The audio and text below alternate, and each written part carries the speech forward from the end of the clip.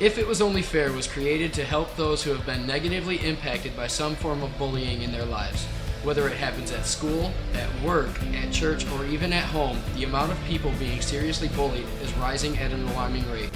While most cases seem to start off as harmless teasing, bullying can affect a person's life for the long haul.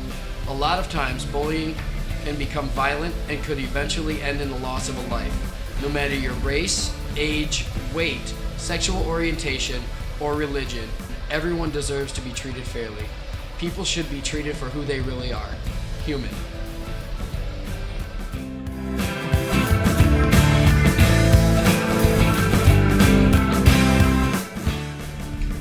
Kristyn Wrobleski was a 17-year-old student at Columbine High School. On April 20, 1999, she was murdered when two students who were victims of bullying walked into the school and opened fire. They killed 12 students and one teacher while injuring 24 other students in the process. Cassie was attempting to hide from the shooters when she was found. She was asked, "Do you believe in God?" and the story was told that if she denied her God, her life would be spared. Cassie did the unselfish act of standing up for her faith. Knowing her consequences, she said yes, and her life was ended. In hopes of gaining the attention of a boy, Hope Witzel took a picture of herself and sent it to him. With the sending of that picture, the 13-year-old girl from Florida was robbed of a normal childhood. Unfortunately, the picture was a topless photo, and it did gain the boy's attention, as well as the entire junior high that she was a student at, and the high school that was nearby. The 7th grader would walk through the halls and hear explicit taunts in her direction. She left school for the summer, but when she returned for her 8th grade year, faculty noticed cuts on her and made her sign a no-harm contract.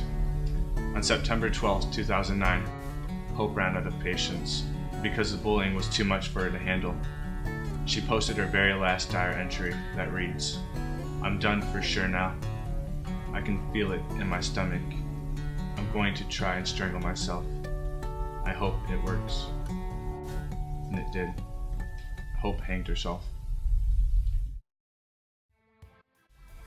Jefferson High School in Alexandria, Minnesota does have an anti-bullying policy. It covers race, religion, ethnic background, gender, physical, and mental handicaps. The inadequacy in their policy was explained when an 18-year-old student took his own life on January 15, 2011. Lance Lunston, a senior at Jefferson High School, revealed on Facebook that he was openly gay. He faced ridicule for years about his sexual orientation, but with the feelings of being alone and having no one to talk to within the school, Lance took matters into his own hands to stop the pain brought on by his fellow students and peers. Medical examiners first believed that the death was due to complications with a slightly enlarged heart, not suicide.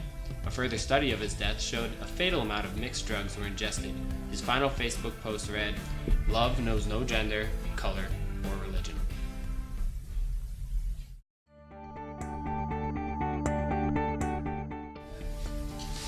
If it was only fair, I wouldn't constantly be thinking about my weight. In middle school, I was constantly picked on because, I was a little chubby, nothing too big. And now, about 6 years later, I still look at myself every day in the mirror and constantly battle with myself over it. I weigh myself probably at least 3 times a day. Everything I eat, in the back of my mind, I'm thinking, all right, is this a good choice? Is this gonna make me gain weight?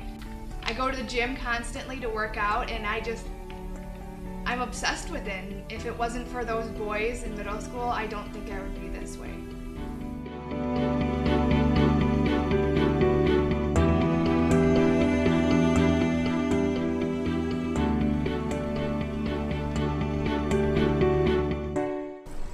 If it was only fair, my 5-year-old son, who was in kindergarten, started out this past fall, his first year in school, and loved every minute of it. A very social kid, and I enjoyed the friendships that he'd make, playing on the playground, typical stuff that when you're in kindergarten you look forward to. So did very well academically. In fact, he was learning things that I didn't know you learned in kindergarten. But he did well, and we were very pleased. Roughly around Christmas time, after talking with him a bunch, we had decided to pull him out of school and just kind of keep him home for another year do some homeschooling and maybe try kindergarten again next year. What led to that decision was he kind of was bullied a bit at school. People would tease him because of his last name. People would tease him because he was a little smaller. Owen was the youngest in his class, and so he was a bit smaller than others. He was also just a bit more innocent, a bit more naive than other kids, and so wouldn't catch on to certain things as quickly, just because, socially and in his maturity, he just hadn't developed as quickly or as much on pace as others, and so yeah, he was teased, and it just seemed to be a bit too much for a 5-year-old to really deal with these kinds of issues at such a young age. And so his mother and I just decided, let's keep him home for another year.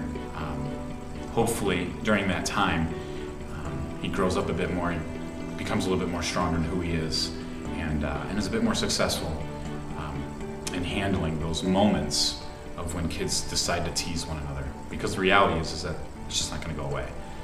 Kids do it, but my hope is that he'll be strong enough to deal with it.